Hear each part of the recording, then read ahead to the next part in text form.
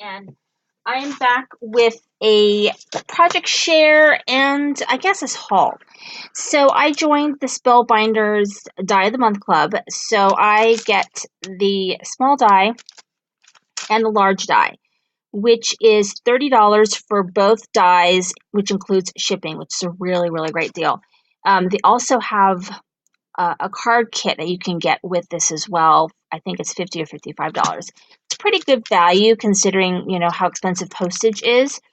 And what's nice about this particular large die is it could be used for multiple occasions. It's not just fall. So these are the dies. So this one is like an acorn. It has a wishbone.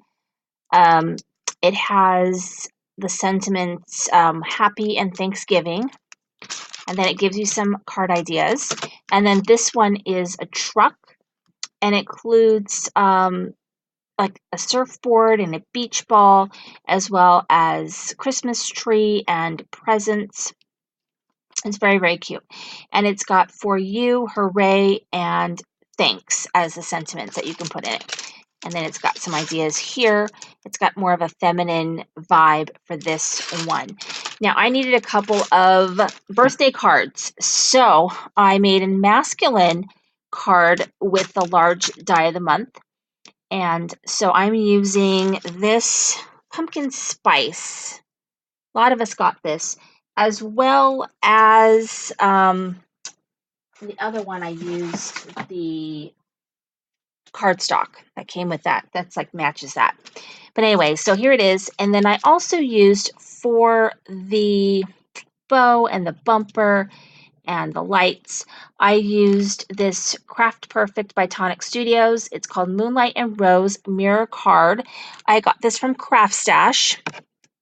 And so it makes very nice bumpers. So here it is right here. And I just did a happy birthday. Pretty simple. I leave it blank because it's going to get passed around and signed. So simple and easy. And then the other card that I made, also using that same pumpkin spice paper, because I'm actually working on a project and this is some leftover paper from it. I used the small die, which is the acorn die. And so I'm also using the Target glitter scrapbook paper. Now, the problem with this paper is that it's a little thick.